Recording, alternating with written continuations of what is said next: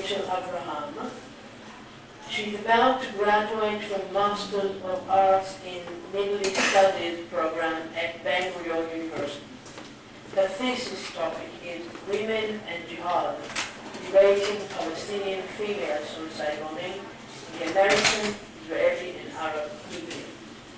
She is currently serving as a content manager for United with Israel and also writes a column for the Jewish press.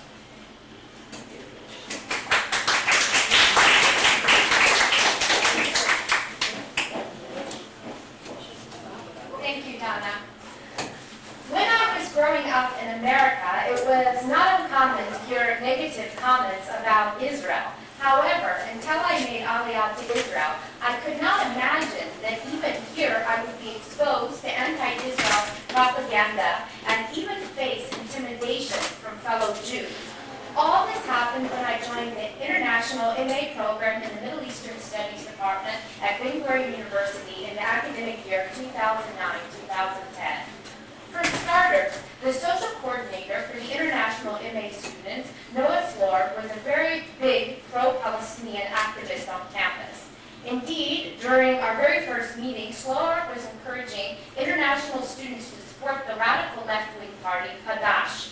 While it was Slor's responsibility to expose international students to Israel by showing them natural beauty, sharing Israeli culture and history with them, and in general enriching their experience in Israel, she instead decided to focus almost exclusively on taking them to parties and trips to Palestinian areas. As a result, it should come as no surprise that the international students from the US, Canada, and Germany became more pro-Palestinian as a result of this program.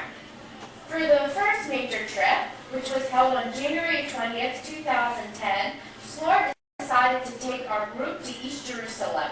The email claimed that the tour would be given from two different perspectives, that of a Palestinian who lives in one of the neighborhoods that we will visit in, and that of a Jewish settler. In reality, our tour guide was Daniel Sedeman from Iravim, a left-wing activist who only demonstrated that perspective during the tour, while Aryeh King of the Israel Land Fund was given only a couple of hours to share his perspective inside of a cafe in the Jewish quarter and was not given the opportunity to show us East Jerusalem from his perspective. But at the time he was given the chance to speak, Sedeman basically had already convinced the audiences of the left-wing perspective. The second major trip, which was held on April 23, 2010, was even less balanced than the East Jerusalem tour. During this particular trip, Noah Slor arranged for international students to visit Hebron with Breaking the Silence, which is an organization devoted to monitoring the IDF. According to the original email, the goals of the tour was to witness the harsh situation in the region and to learn more about the power relations between Palestinians and Jews in Hebron in the context of the Israeli occupation of the Palestinian territories. After this email, I sent out a string of emails criticizing this tour for not even trying to create balance. Only after a long exchange of emails amongst me and other classmates did Noah Slor decide to make the trip more balanced by including a Jewish resident of Hebron, Noah Memon, for 1 hour. Even still, the balance was tipped in favor of breaking the silence, which resulted in most of the international students becoming more pro-Palestinian after the Hebron tour. To add insult to injury, Slor justified her initial position in an email sent out to the entire class where she explained her reluctance to include members of the Hebron Jewish community.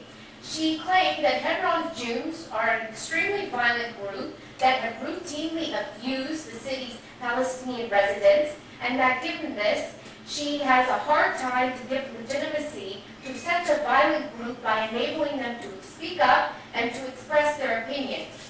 She went on to claim that Breaking the Silence is a legitimate NGO that does have an agenda, but has never endorsed violence or racism as part of their discourse or strategy. In conclusion, Slor compared giving Hebron's Jewish residents the right to speak along Breaking the Silence to giving rapists the right to speak alongside rape victims.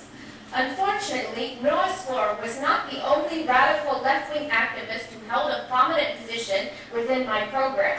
For my selected topics in the geography of the Middle East class, I studied under Professor Or Yiftachel, who Michael Gross had mentioned previously, who taught international students that Israel is in a colonial situation with the Palestinians. The whole Israeli state is what you call an ethnocracy.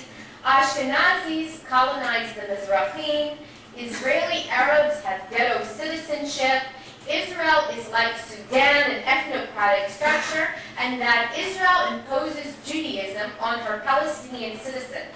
He also compared Israel to the apartheid regime in South Africa and claimed that those who opposed MK Hanin Zawabi's participation in the Gaza flotilla were fascist, and that Israeli society was racist for being upset about what she did. It was due to statements like these by Professor Yiftachel that I decided to get involved with Israel Academia Monitor. After sitting about a month's worth of classes, I found that the way that Professor Yiftachel was teaching the class was very one-sided and thus unprofessional. So, after doing an internet search, I discovered Israel Academia Monitor and decided to give Donna Barnett a phone call. She asked me to write about my experience studying in his class in the hopes that public exposure would encourage Yiftachel to teach in a more objective manner. However, even though I published my first two exposés anonymously, Professor Yiftachel figured out the person who was writing the exposés was me and arranged to have me intimidated by the head of the Middle Eastern Studies Department at the time, Dr. Avi Rubin. Upon the publication of my second essay, Dr. Rubin sent me an email stating, "Your defamatory web postings read Professor Yiftachel and Dr. Cohen's class have been brought to my attention. I wish to meet with you and discuss the possible ramifications of this." Both Israel Academia Monitor and I interpret this email as an attempt to silence my freedom of speech. As a result, I was advised not to respond to this email and was put in touch with the well-known attorney, Dr. Chaim Miskav. I also followed Miskav's advice not to respond to Dr. Rubin's second email.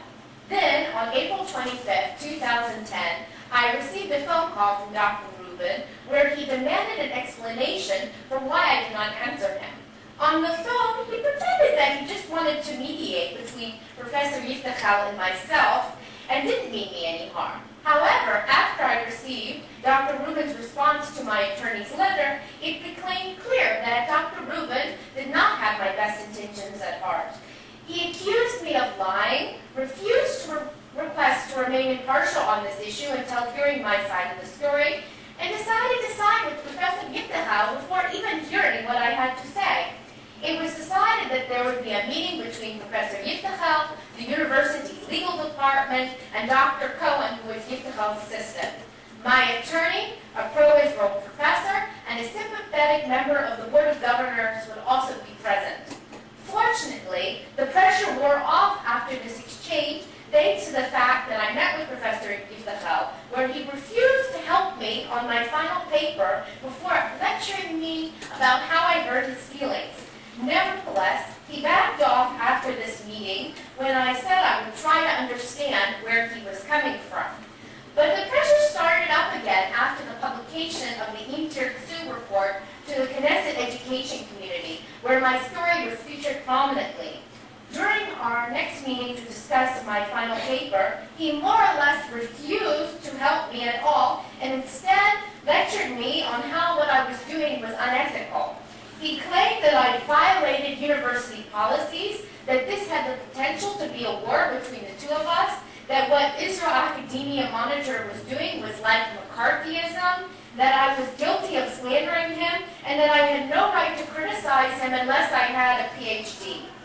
I was so scared and intimidated during that meeting. I found that only through lying to him would I be able to complete the cast in peace, so that is what I did. I honestly believe that the only reason why I was not significantly downgraded was the fact that a sympathetic member of the Board of Governors arranged with BGU President Professor Rivka Karmi to have a neutral professor check my paper and override Professor Yiftachel's grade if I felt that I was at all downgraded. Unfortunately, Professor Yiftachel's class was not the only instance where I faced intimidation because of my views. At BGU, I also attended a human rights conference that was organized especially for BGU students. At this BGU Human Rights Conference, Professor Neve Gordon, who was mentioned previously, tried to intimidate me into leaving by interrupting one of the speakers by blurting out in front of everyone that I worked for some monitor and that I was recording the event. Later on, between sessions, he emphasized that I could not publish anything about the BGU Human Rights Conference without the permission of the conference organizers. Professor Gordon did this despite the fact that I am an MA student at BGU and thus had just about as much right to be there as anyone else had to write about it. Writing is, after all, freedom of speech, academic freedom. But as if this was not bad enough, while I was a student, other anti-Israel professors were recruited to teach international students Middle Eastern studies. Dr. Maya Roosevelt was recruited to teach a course for international students at BGU titled Palestinian Society in the Diaspora and the Occupied Territories, Trends of Social and Political Change. In this class, Dr. Roosevelt taught international students that Palestinians have a right of return, called upon the international community to impose a solution, asserted that Israel is violating international law, that Gaza and Judea and Samaria are occupied territories, that Israel is the main impediment for peace, has even gone as far as promoting certain terrorists such as Ghassan Kanafani and Abu Iyad, and referred to Fatah and its affiliates as resistance organizations. She has also gone into depth about her anti-Israel activism with the class and intimidated the one pro-Israel student in the class, even though he had left-wing views. This past year, BGU's International Master's Program in Middle Eastern Studies didn't have new students. I very much support the idea that international students will come to the Middle East in order to learn about the state of Israel, Jewish history, Middle Eastern studies.